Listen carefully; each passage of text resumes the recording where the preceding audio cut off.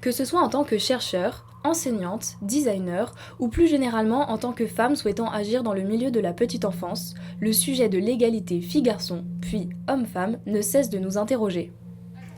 C'est pour cela que nous avons souhaité aborder cet enjeu de société avec Premier Cri. Comme à notre habitude, nous avons mené une série d'entretiens avec des intervenants et intervenantes aux expertises complémentaires, soucieux et soucieuses de construire l'égalité entre filles et garçons dès la petite enfance. Grâce à ce MOOC, à la fois contenu pédagogique et documentaire, nous espérons ainsi inciter les familles et les professionnels de l'éveil et de l'éducation, en somme l'ensemble des donneurs et donneuses de soins, à se questionner sur leurs préjugés et leurs pratiques professionnelles pour agir en faveur de l'égalité filles-garçons dès la petite enfance. Alors que 82% des Françaises et Françaises souhaitent voir la prévention et la lutte contre le sexisme devenir des sujets prioritaires dans l'agenda des pouvoirs publics.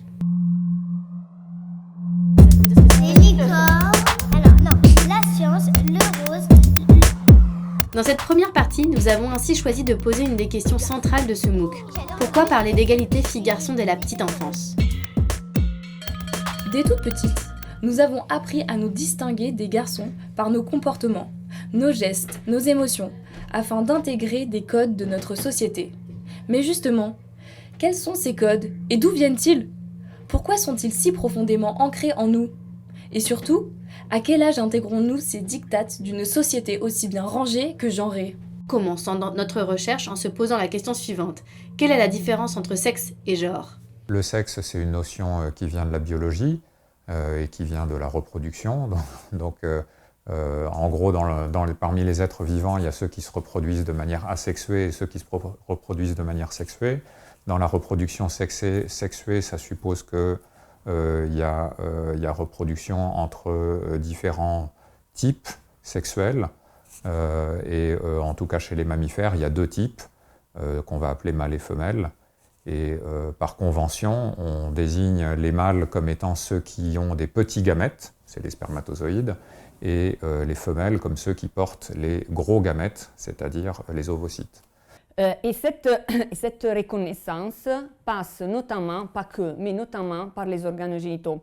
C'est ce qui permet par exemple aux médecins, lors des échographies prénatales, de dire aux parents vous attendez une fille ou vous attendez un garçon.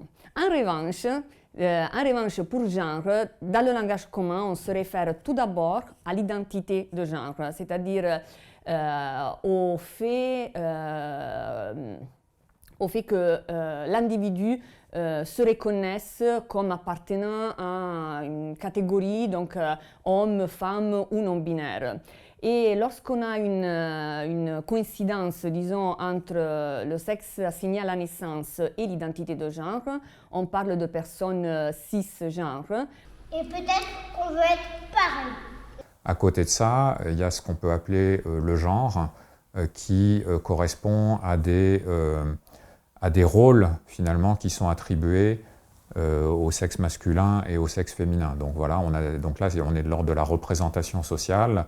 On a en tête cette idée que les hommes se comportent comme ci et comme ça, alors que les femmes, elles, se comportent comme ci et comme ça. Et de ça en découle tout un tas de schémas qui attribuent à l'homme et à la femme des rôles distincts dans la société. Donc voilà, là on est dans la définition du genre et des schémas de genre qui vont évidemment avoir un impact important sur l'organisation de la société, la répartition des rôles entre les hommes et les femmes. Mais donc voilà, quand on parle de sexe, on parle de différences qui sont définies d'un point de vue biologique. Quand on parle de genre, on parle de différences qui sont à la fois observées d'un point de vue comportemental et qui sont, au moins en grande partie, définies par des représentations sociales. Mais les chercheuses féministes, je pense par exemple à Christine Delphi, ont commencé à utiliser ce terme aussi dans le sens du système global, historique, social, qui produit les inégalités de sexe. Pourquoi ? Parce que quand on dit homme ou on dit femme, il y a toute une série de représentations qui se déclenchent. Donc on associe par exemple les femmes à la douceur et les hommes à l'énergie. Et ces représentations sont créées par ce système de genre qui donc produit les catégories de masculin et féminin auxquelles on est habitué. C'est un système qui, selon l'anthropologue Françoise Héritier, repose sur 3 piliers. Donc la binarité, le fait qu'on considère que dans notre société, il n'existe que le masculin et que le féminin. La complémentarité, le fait que ces groupes ont des caractéristiques qui sont complémentaires, donc douceur, énergie, passivité, activité par exemple. Et puis la hiérarchie. Donc les 2 catégories ne sont pas sur le même plan, sur un pied d'égalité, mais elles sont asymétriques. Le pôle masculin est valorisé et valorisant, le pôle féminin est dévalorisé et dévalorisant. Donc les chercheurs féministes utilisent donc le mot genre aussi dans ce sens pour indiquer le système qui produit les inégalités, qui produit la différence des sexes d'un point de vue culturel, social, législatif aussi. Pour moi, le genre, c'est un rapport social entre le groupe des hommes et le groupe des femmes en défaveur du groupe des femmes. C'est un rapport social binaire qui va définir ce qu'est le masculin et le féminin et qui va les hiérarchiser, le masculin valant toujours plus que le féminin, que ce masculin ou ce féminin soit porté par des filles ou des garçons, d'ailleurs. C'est ce qui explique le fait qu'on le considère comme un rapport social hiérarchisant sur les nombres de sexes. Là, je vous ai fait la définition en ramassé, mais si je vous l'avais envoyé d'un coup, ça aurait été compliqué. Donc, ce qui explique pourquoi un petit garçon qui joue à la poupée génère plus d'angoisse qu'une petite fille qui joue au camion.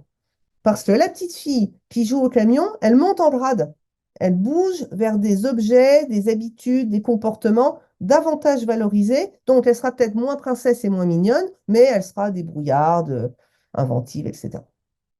Alors que le petit garçon qui joue à la poupée se dégrade, il descend dans la hiérarchie des valeurs. Alors qu'il avait la possibilité de ne pas, eh bien voilà qu'il choisit des choses moindres. Et aussitôt vient le doute sur ses préférences sexuelles. Ce qui, franchement, à 4-5 ans, hein, ça fait un peu rire. C'est absolument pas, il n'y a aucun destin, voilà. Donc, le petit garçon qui joue avec des jouets considérés comme féminins génère de l'angoisse parce qu'il se déclasse. Donc, le genre, ce n'est pas simplement une différence de socialisation, ce n'est pas une différence, c'est une hiérarchie. Et quand on dit genre ou système de genre, on rappelle que c'est un rapport social, donc un rapport hiérarchique qui binarise le féminin et le masculin, que ce féminin et ce masculin sont incarnés par des hommes ou des femmes. Pendant l'enfance, ces stéréotypes vont se multiplier. Les enfants vont associer de plus en plus de traits de caractère, soit au genre féminin, soit au genre masculin. Par exemple, à 4 ans, les enfants s'attendent déjà à ce que ce soit les filles qui sont plutôt gentilles et les garçons qui sont plutôt agressifs. Et puis à 8 ans, on aura des concepts un peu plus compliqués comme le fait d'être indépendant, qui serait plutôt masculin, ou le fait d'être bavarde, qui serait plutôt féminin. La plupart des enfants vont se reconnaître assez naturellement dans les stéréotypes de genre qui leur sont offerts. Peut-être parce que finalement ces stéréotypes de genre correspondent aussi assez bien à leurs propres prédispositions. Mais ça ne va pas forcément marcher pareil pour tous. Il y en a une minorité qui vont moins se reconnaître dans ces stéréotypes de genre et qui vont plutôt se sentir un petit peu différents. Donc des garçons qui se sentent plus féminins que la moyenne des garçons ou qui se comportent de manière plus féminine que la moyenne des garçons et vice-versa, des filles qui sont plus masculines. Quand on parle de stéréotypes, c'est aussi important de faire la distinction entre les stéréotypes descriptifs et les stéréotypes proscriptifs ou prescriptifs. Les stéréotypes descriptifs, c'est le fait simplement d'attribuer des caractères de manière très simplifiée aux hommes et aux femmes. Donc, par exemple, de dire « les filles s'occupent bien des autres ». Les stéréotypes proscriptifs et prescriptifs viennent dire comment on doit se comporter en fonction de ces stéréotypes. Donc, par exemple, pour reprendre « les filles s'occupent bien des autres », ça va donner que les filles doivent bien s'occuper des autres et que du coup, elles ne peuvent pas être égoïstes, par exemple. C'est là ce qui est pernicieux avec les stéréotypes, c'est que les adultes et aussi les enfants vont chercher à s'y conformer. On va peut-être attendre des enfants qui correspondent à leurs stéréotypes de genre. Et donc on va être plus exigeant, par exemple en tant qu'adulte, pour que les filles soient plus attentionnées envers les autres que ce qu'on ne serait pour des garçons. Il y a donc une différenciation à faire entre le sexe biologique qui nous est assigné à la naissance, et même avant, et l'identité de genre, qui est plutôt définie comme une construction sociale issue de l'assimilation de nombreux facteurs environnementaux. En parlant d'environnement, ceux-ci sont façonnés par les parents, certes, mais aussi et surtout par les professionnels de l'éveil et de l'éducation, qui peuvent avoir quelques réticences à aborder des problématiques de genre. L'idée est donc de les accompagner à conscientiser les stéréotypes pour faire évoluer leurs pratiques sur un sujet relativement récent. Le premier rapport qui va mettre l'accent sur les inégalités filles-garçons, c'est le rapport de l'IGAS en 2012, donc de l'Inspection générale des affaires sociales, qui va montrer que on ne va pas appréhender l'accueil du jeune enfant de la même façon selon que ce sont des petites filles ou des petits garçons. Ce qui est quelque chose d'assez novateur parce que les questions de genre pour des tout petits n'avaient jamais été pensées avant ça. Et là, clairement, il est montré qu'on ne va pas considérer de la même façon un petit garçon, une petite fille, en fonction de son sexe biologique. Et qu'on va lui assigner des caractéristiques genrées, en fonction du rôle social qu'on va attendre des petites filles et des petits garçons. Ce que j'ai trouvé en principal, c'était que la question du genre, au bout du compte, c'était vraiment quelque chose de très personnel aussi à chacun et qui pouvait être difficile à accueillir comme nouvelle notion en fait chez les professionnels et même chez les familles. Et que les chiffres que j'avais étaient assez probants de la place de la question du genre dans la petite enfance. Il y avait des chiffres qui étaient significatifs sur l'utilisation de l'espace, sur les relations entre pairs, entre les enfants, sur même la place par exemple des personnages dans les livres. Et que malgré en fait toutes ces représentations-là chiffrées qui étaient avérées, quand j'échangeais avec des professionnels, il y avait toujours la question de en fait non, c'est pas vraiment réel en fait que ça soit dans la prime enfance et que c'est des enjeux qui arrivent plus tard entre guillemets. Et pourtant, non, c'est des enjeux qui arrivent dès la prime enfance et qu'on peut relever justement à travers plein d'observations au quotidien. Souvent, quand on interroge les professionnels, alors d'autant plus quand on emploie le terme de genre, donc là aussi c'est quelque chose à repenser parce que ce terme il a été pas mal galvaudé, il a été beaucoup employé à tort et à travers et il y a une certaine confusion. Ce qui a été interprété, quand on les interroge sur ces questions, souvent ce que nous disent les professionnels c'est « oh là là, mais dans les structures petite enfance on n'en est plus là vraiment, on fait attention, les jouets, on ne va pas proposer systématiquement des poupées aux petites filles, des voitures aux petits garçons, on n'est plus dans ces couleurs-là, répartition, les bavoirs roses pour les filles, les bavoirs bleus pour les garçons ».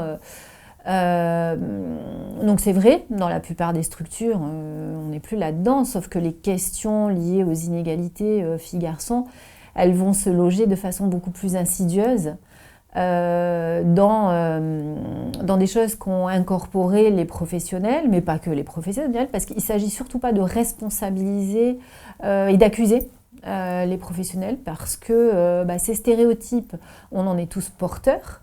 Simplement pour encore faut-il en être conscient, les déconstruire pour arriver à faire autrement dans les pratiques quotidiennes avec les enfants et avec les familles. Et au bout du compte, ça faisait aussi écho avec les besoins sociaux à l'heure actuelle en France. Et les résultats qui en sont ressortis sont des résultats aussi qui se répercutent sur nous dans la société, comment la place de l'homme et de la femme se passe, avec l'utilisation de l'espace, avec la surreprésentation du centre de l'espace qui est utilisé par les garçons et les filles ou les femmes plus en périphérie. Au bout du compte, quand on regarde juste un lieu de vie d'un enfant de 0-3 ans, c'est ce qui se reproduit aussi. Ça va être des chiffres où les relations entre pairs aux alentours de 80% se passent entre pairs de même genre. Ça va être la représentation dans les histoires où dans plus de 90% des cas, le personnage principal est masculin. Et en fait, on se rend compte que même la question du neutre est masculin. Et en fait, c'est tout le questionnement de se dire, à l'heure actuelle,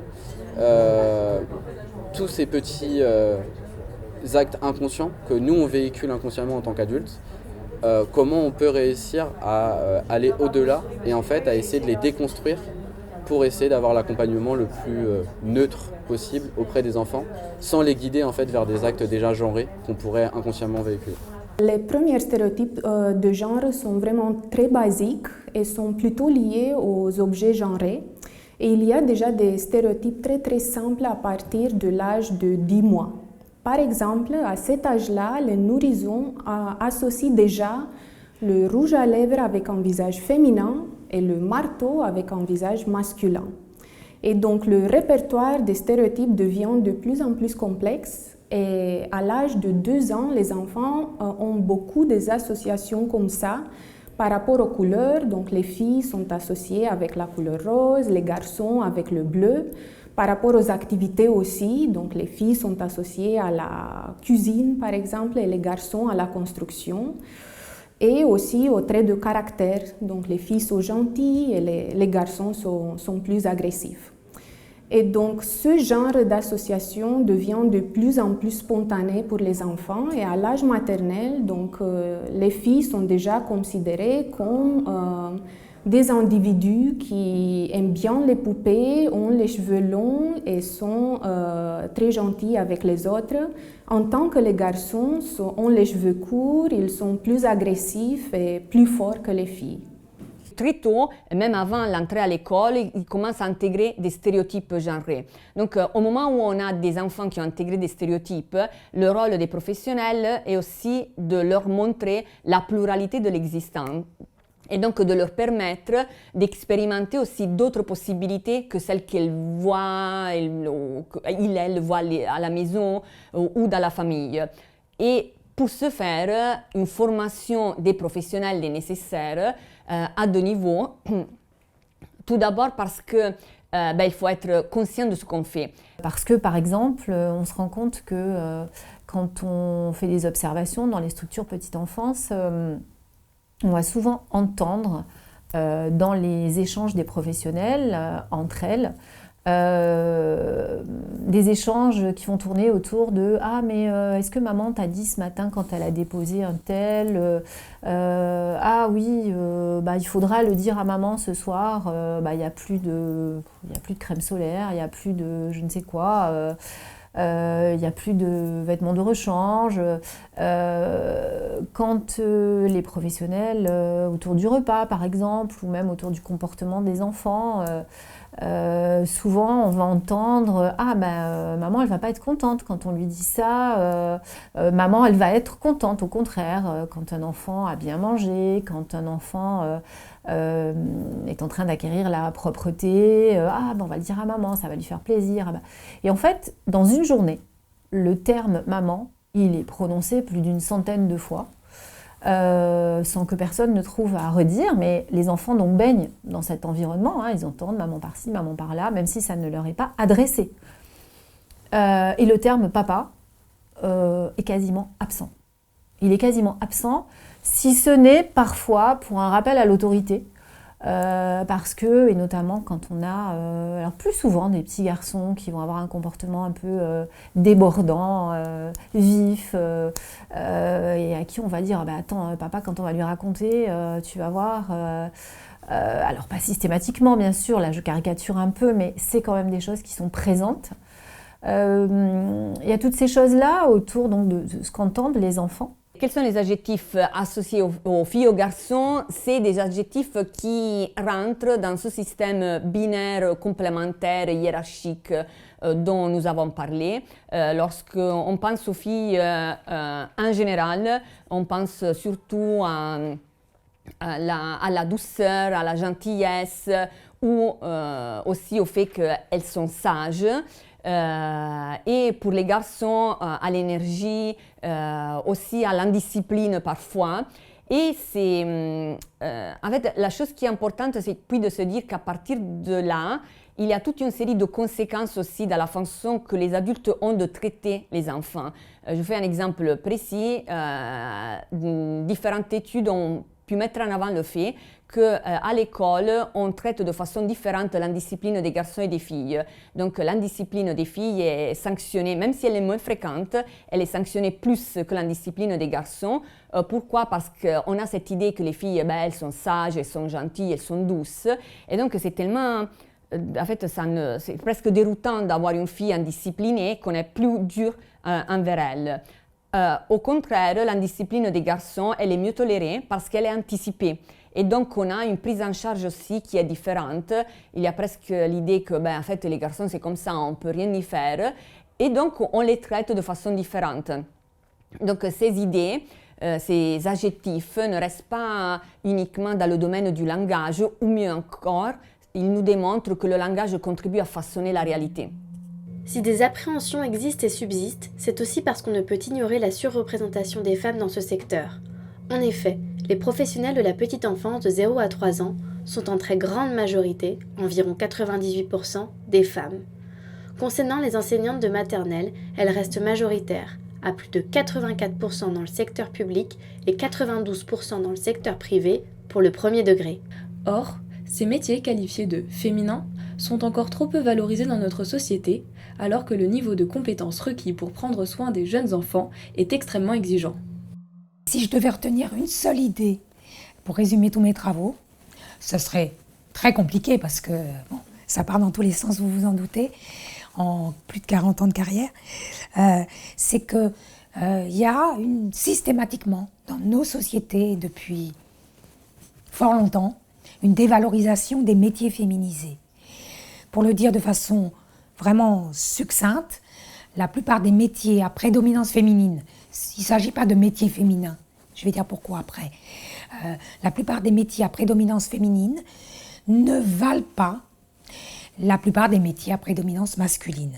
Alors, la première réalité, c'est que la mixité des métiers n'existe pas, c'est pas un scoop, mais en gros, il y a 17% des métiers qui sont vraiment mixtes.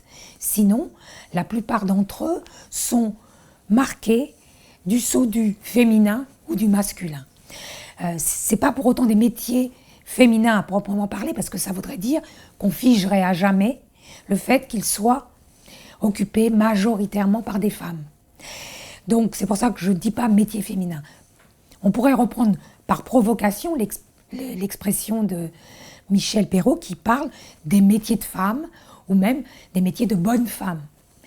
Il y a cette idée que ces métiers, alors surtout quand on s'intéresse aux soins et aux liens aux autres, ces métiers relèvent davantage d'une vocation, d'un dévouement, de l'empathie, de la compassion, appelez ça comme vous voulez, mais ce sont des termes qui renverraient d'ailleurs à des qualités personnelles plutôt qu'à des compétences professionnelles. Le monde de la petite enfance est surreprésenté par des femmes, il y a très peu d'hommes. Donc en fait, si déjà on ne questionne pas cette représentation-là, inconsciemment déjà on véhicule que toute la question du care, du prendre soin, c'est fait pour les femmes. Donc en fait, si on ne questionne pas déjà cette notion-là, c'est qu'en fait on leur supprime déjà une première approche qui est la question de prendre soin de l'autre, prendre soin de soi aussi, au bout du compte, et que c'est justement en fait leur offrir des compétences, de multiples compétences, et ne pas les limiter. Et qu'en fait, qu'on ne rentre pas directement en fait, dans un peu les stéréotypes de genre qu'on peut avoir, comme elle est très moteur, elle grimpe partout, c'est un garçon manqué. Ce qui est un terme horrible et pourtant qui arrive et qui en fait va déjà la guider dans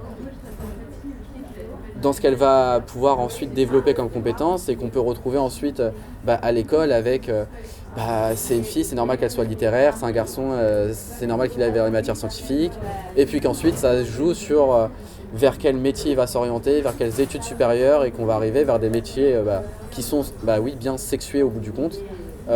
Mais c'est toute une construction qui est faite auparavant sur déjà les représentations qu'on a, sur les compétences qu'on a et qu'on peut développer ou non. Les professionnels ont donc un rôle à jouer pour accompagner les enfants dans le développement de toutes leurs compétences, et ce, quel que soit leur sexe.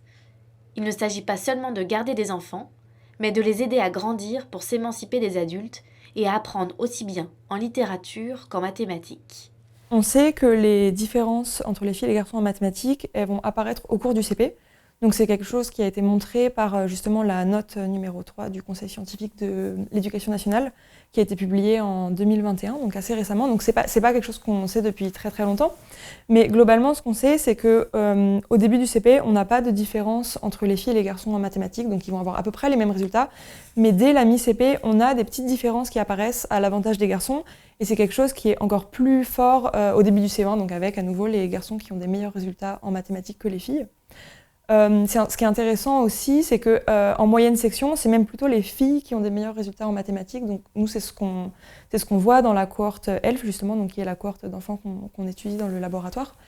Donc c'est pas quelque chose qui préexiste, c'est quelque chose vraiment qui apparaît et qui même presque s'inverse à partir du CP, donc avec les garçons qui vont devenir meilleurs que les filles en mathématiques.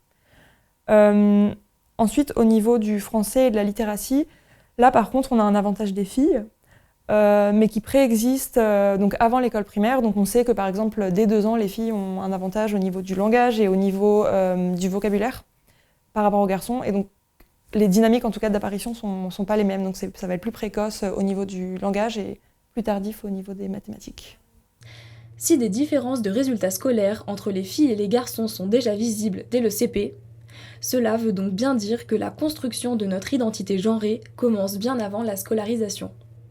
Or, le premier environnement rencontré par l'enfant est celui de ses parents et de sa famille.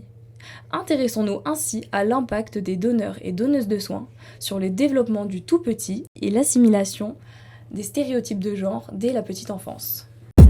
Les licornes. Alors, non, la science, le rose. Les garçons. J'adore le bleu, je déteste le bleu. Et je déteste le rose. J'ai peur des araignées. Je suis forte. Est-ce qu'on est d'accord avec ça? Les potins roulettes. Qui en fait, c'est filles et garçons.